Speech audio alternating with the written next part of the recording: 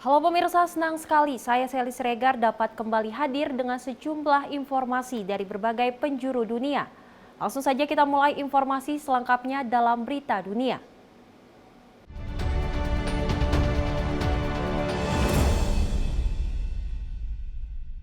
Pemirsa, tim Perdana Menteri Israel dijadwalkan bertemu pejabat pemerintahan Joe Biden di ibu kota Amerika Serikat guna membahas rencana serangan Israel ke Rafah yang selama ini ditolak oleh Amerika Serikat.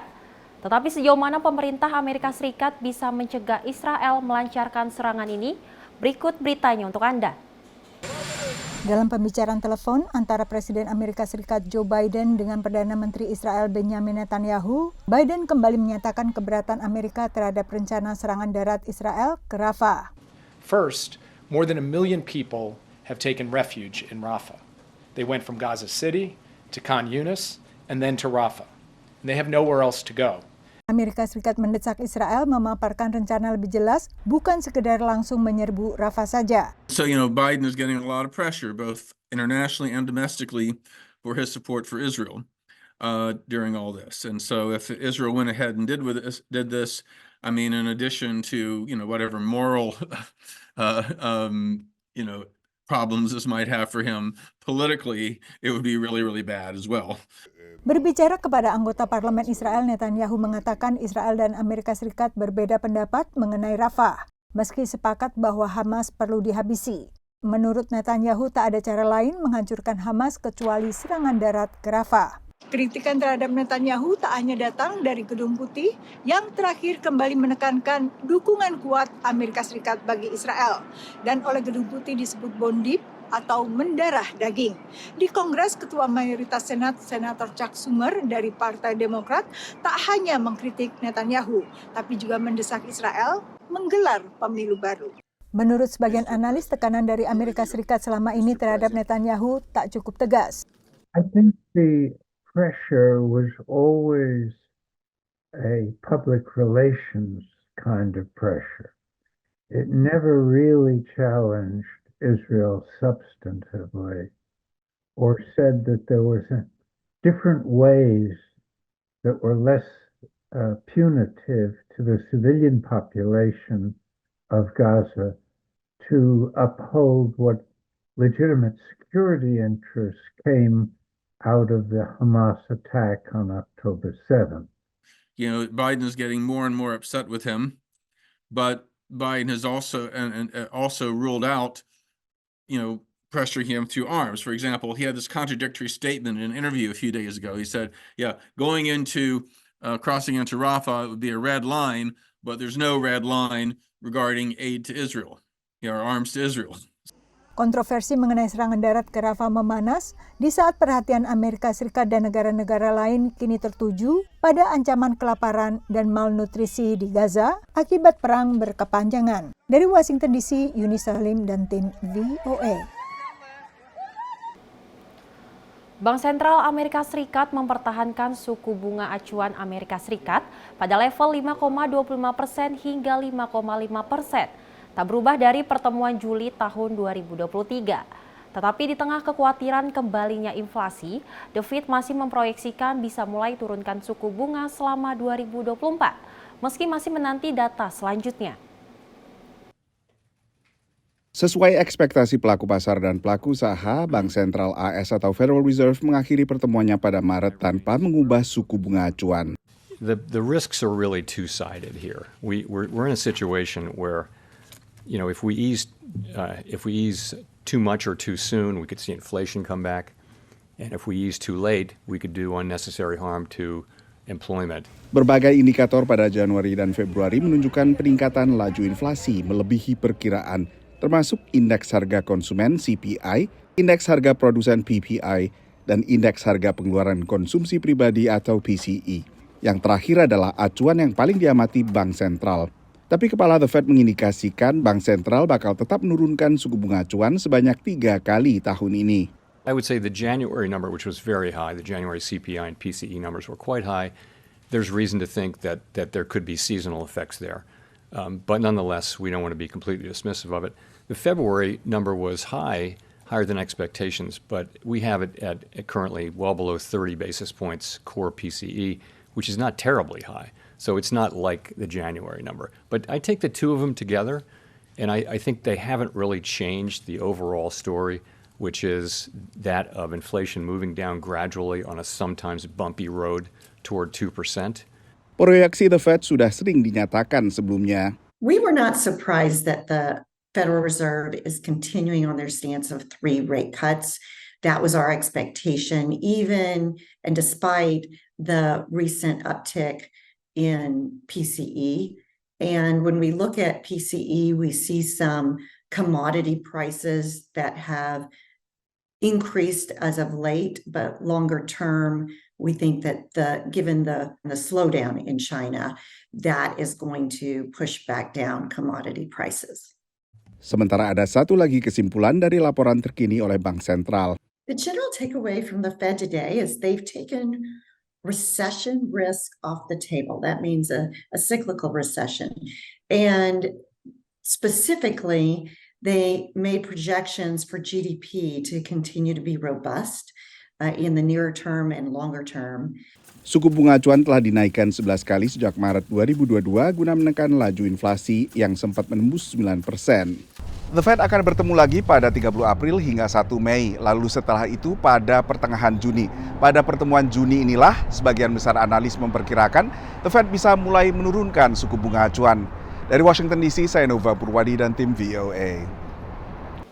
Para pemimpin Muslim Amerika yang marah atas dukungan Presiden Joe Biden terhadap Israel mengatakan mereka tidak akan mengambil bagian dalam perayaan Ramadan ataupun Idul Fitri di Gedung Putih tahun ini. Mereka tetap menekan Gedung Putih agar mengupayakan gencatan senjata di Gaza. Eid Mubarak. Sebuah tradisi tahunan di Gedung Putih, iftar bersama tokoh Muslim ataupun perayaan Idul Fitri. Tahun ini juru bicara Gedung Putih mengatakan kepada VOA belum ada acara yang dijadwalkan terkait Ramadan atau Idul Fitri. We understand that it is a painful time for a number of communities. As you know, we've had senior White House officials meet with members of the different communities, whether it's Arab, Muslim, Palestinian communities, to talk about their views, to voice their concerns, and we welcome that. Sejak meletusnya perang Israel-Hamas, pengunjuk rasa pro-Palestina telah berulang kali mengganggu acara Biden, hal yang ingin dihindari oleh Gedung Putih. Sejak menjabat, Presiden Joe Biden telah menggelar 2 kali perayaan Idul Fitri di Gedung Putih bersama dengan para tokoh Muslim. Tradisi ini berawal pada 1996 saat pemerintahan Bill Clinton, dan sejak itu setiap presiden apakah dari Partai Republik ataupun Demokrat menggelar santap malam iftar saat Ramadan ataupun resepsi Idul Fitri selepas Ramadan. Namun tahun ini warga Muslim Amerika yang sebelumnya menghadiri acara di Gedung Putih telah mengatakan akan menolak datang bila diundang. This decision is due to the administration's failure to address Muslim community demands for an immediate and permanent ceasefire, and its refusal to stop supplying U.S. manufactured weapons to Israel, which are being used in a genocide against our Palestinian brothers and sisters in Gaza. Ini bukan pertama kalinya Ramadan di Gedung Putih diwarnai kontroversi. Sejumlah Muslim Amerika memboikot perayaan Idul Fitri virtual Biden pada tahun 2021 ketika kekerasan meningkat di Gaza dan menewaskan lebih dari 260 warga Palestina. Pada tahun 2018, Presiden Donald Trump menjamu diplomat negara-negara mayoritas Muslim, tapi tidak mengundang kelompok Muslim Amerika yang anggotanya mengecam retorika dan kebijakan Trump yang mereka anggap anti-Muslim.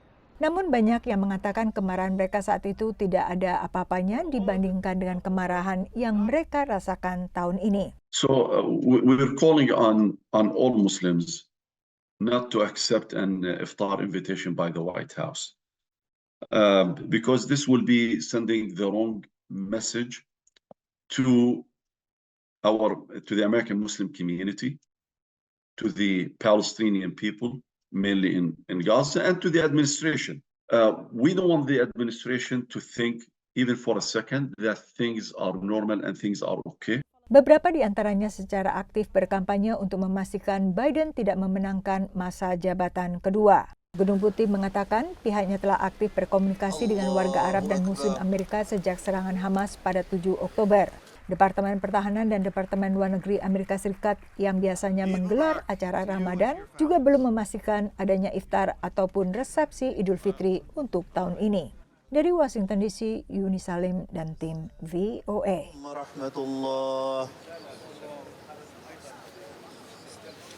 Pemirsa, Presiden Turki umumkan rencana operasi militer melawan pejuang Kurdi, dukungan Amerika Serikat di Suriah yang dipandang Turki sebagai teroris. Analisis menilai Turki yakin posisinya penting dalam NATO, terutama untuk menyetujui perluasan keanggotaan NATO dengan menerima Swedia dan Finlandia. Pasukan Turki tampak di sekeliling perbatasan Suriah bersiap untuk melakukan operasi militer melawan pasukan Kurdi dari Unit Perlindungan Rakyat YPG. Pemerintah Turki menyebut YPG sebagai teroris yang terhubung dengan kelompok separatis Turki PKK. Turki melihat adanya kesempatan untuk menggerakkan operasi militer terutama di tengah upaya negosiasi Barat agar Turki menerima Swedia dan Finlandia sebagai anggota Pakta Pertahanan Atlantik Utara atau NATO. Turkey believes that diplomatically it is in a strong position at a time when the members of the NATO alliance we need Turkey to give a green light to NATO enlargement, and therefore the possible criticism that this could trigger in the West would also be more limited. Sebelumnya, Presiden Turki Recep Tayyip Erdogan menyatakan akan memveto aplikasi keanggotaan Swedia dan Finlandia jika kedua negara terus mendukung PKK dan YPG. Swedia, Finlandia, dan sejumlah negara NATO termasuk AS mendukung YPG sebagai sekutu kunci untuk melawan kelompok ISIS di Suriah Utara.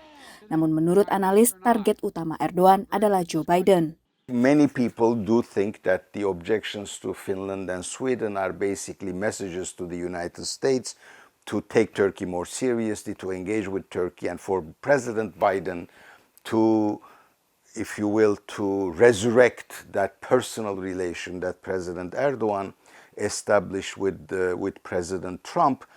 Tapi tidak seperti pendahulunya, Biden lebih kritis menyikapi rekam jejak Turki dalam penegakan HAM dan tak banyak berinteraksi langsung dengan Erdogan. Tidak seperti negara-negara NATO lainnya, Turki tidak menjatuhkan sanksi kepada Rusia atas serangannya terhadap Ukraina. Dengan demikian, pemerintah Erdogan tetap memiliki daya tawar dengan Rusia. Semula Rusia lebih simpati terhadap sikap Turki, tapi kini khawatir dengan rencananya menyerang kelompok Kurdi di Suriah.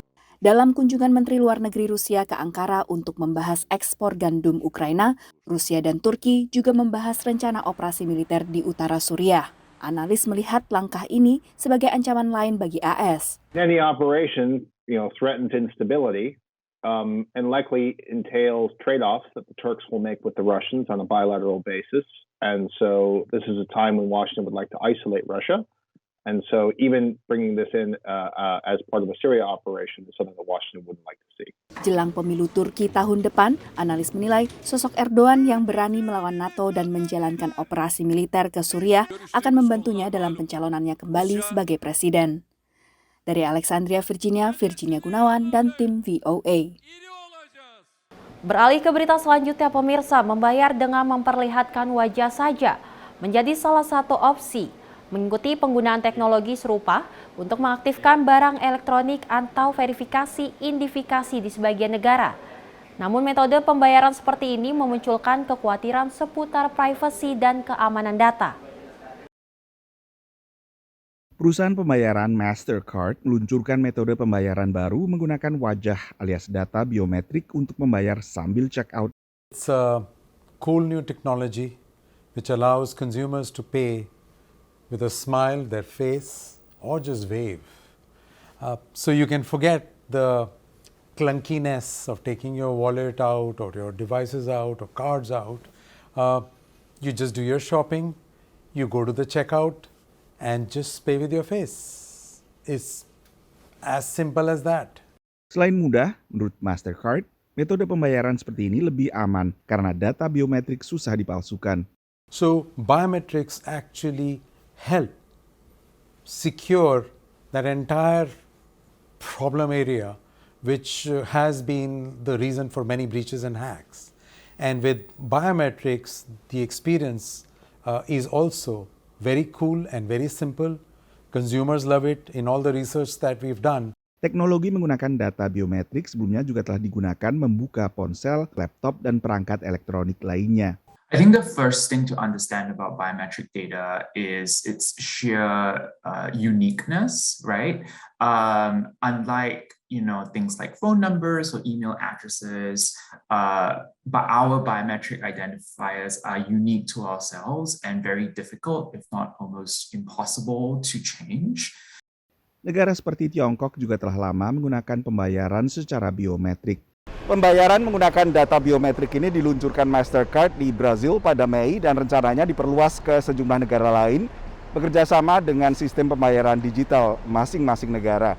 Menurut Mastercard, data pribadi biometrik dari pengguna tidak digunakan dalam transaksi menggunakan data biometrik, melainkan diganti token, sehingga melindungi kerahasiaan data pelanggan. Penyalahgunaan data biometrik memang telah menjadi kekhawatiran aktivis soal privasi.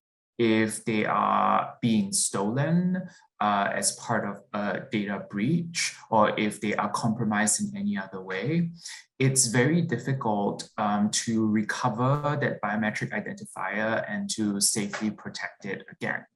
And so this means that the privacy and safety concerns associated with using biometric identifiers are exponentially higher.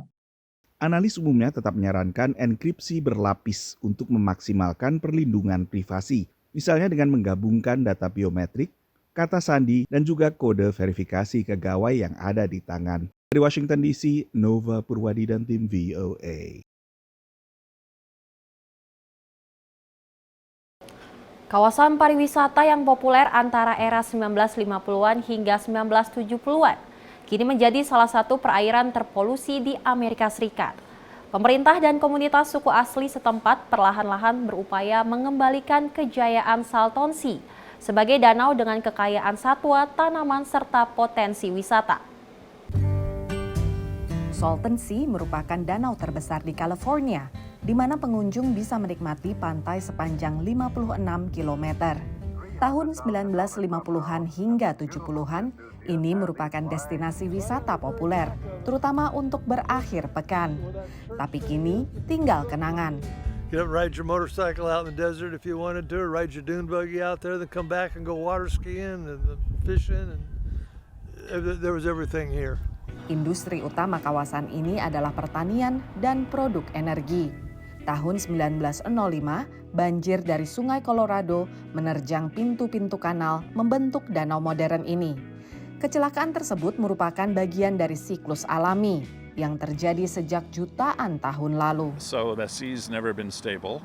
It's always been either filling up or drying out.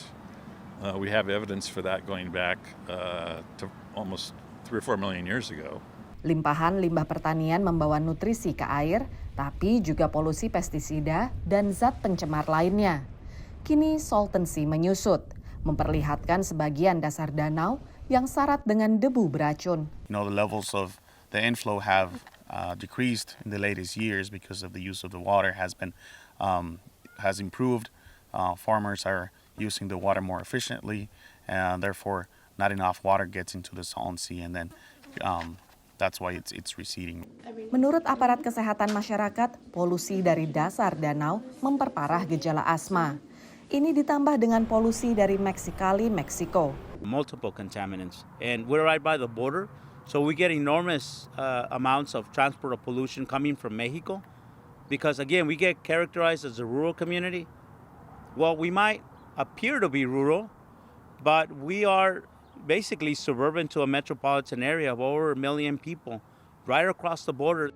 Ada sejumlah ide untuk menambah debit air Salton Sea. Misalnya skema ambisius pembuatan kanal yang mengalirkan air dari Laut Cortez di Meksiko yang jaraknya 200 km di utara. Tapi untuk saat ini sejumlah lembaga pemerintah dan komunitas suku asli pemilik tanah kawasan ini perlahan-lahan memulihkan habitat alamiah satwa dan tanaman serta penduduk asli. Dari Bombay Beach, California, VOA. Pemirsa, saling meminjam charger ponsel teman menjadi sulit bila Anda memiliki ponsel Samsung dan Apple. Belum lagi jika ganti ponsel, pengguna kadang harus membuang seluruh charger ponsel lama. Di Uni Eropa, hal ini mendapat sorotan regulator yang baru memutuskan penyeragaman charger. Mulai 2024, seluruh ponsel di seluruh anggota Uni Eropa harus menggunakan charger dengan konektor USB-C. European consumers were frustrated with multiple chargers piling up within their homes. Now they will be able to use a single charger for all portable electronics, which is an important step to increase consumer convenience. Keluhan dari konsumen dan pertimbangan lingkungan memang berada di balik keputusan Komisi Eropa ini. These new rules will save more than 1,000 tons of electronic waste per year. Could you imagine? Just for one regulation? And also, in addition to an annual reduction of almost 200 kilos of CO2, which is an equivalent of 10 million smartphones, and 2,600 tons of raw materials. And we know these days our criticals are raw materials more than ever. Yang paling terdampak aturan penyeragaman charger adalah Apple, yang iPhone terbarunya menggunakan kabel charger Lightning. Penelitian tahun 2019 yang dijadikan acuan oleh Komisi Eropa menemukan bahwa sekitar separuh dari ponsel yang dijual di negara-negara Uni Eropa menggunakan USB Micro B. Lalu hampir 30% menggunakan USB-C yang digunakan oleh ponsel-ponsel berbasis Android maupun ponsel-ponsel lain. Hanya sekitar 21% menggunakan charger Lightning. Apple sendiri telah lama menolak penyeragaman charger yang dinilai mengekang inovasi. Je pense que c'est intelligent et que tout le monde a le même câble, comme ça c'est plus facile à en trouver déjà. Et il y a moins de problèmes parce que des fois on pouvait être avec des amis, je sais pas moi, l'autre il a un port Samsung, l'autre il a Apple qui fait que c'est un peu difficile de se prêter les chargeurs. Mais si tout le monde a le même en commun, c'est déjà plus facile, c'est plus raisonnable. Je trouve que c'est une bonne idée. Moi je trouve que Apple peut avoir ses câbles. Je suis tout à fait d'accord avec eux. Je trouve que ça sert à rien de changer. Maintenant, tous les gens qui ont des iPhones vont devoir changer, enfin pas changer de câble, mais je trouve que Apple, c'est leur spécificité d'avoir des câbles comme ça. Et je trouve pas que ça soit choquant qu'ils n'ont pas les mêmes câbles qu'Android. Je trouve que c'est une bonne idée. Parce que, en fait, eux, ce qu'ils font avec leur porte Lightning, c'est qu'ils se font de l'argent sur les accessoires. Et donc, ça rapporte tellement beaucoup à Apple de vendre leurs produits avec leur port, quoi. Donc moi je suis complètement d'accord, que ce soit universel partout, que ce soit dans les voitures, et sur les ordinateurs et tout ça, vive le USB-C, quoi. Tadinya Uni Eropa akan menyerahkan penyeragaman ini ke produsen, tapi produsen terus gagal mencapai kata sepakat. Dari Washington DC, Nova Purwadi dan tim VOA. Informasi tadi pemirsa sebagai penutup jumpa kita kali ini. Tetap saksikan berita dunia setiap Senin hingga Jumat pukul 7.30 dan 19.30 waktu Indonesia Barat hanya di Simpo TV. Saya Selis Regar dan kru yang bertugas pamit undur diri. Terima kasih dan sampai jumpa.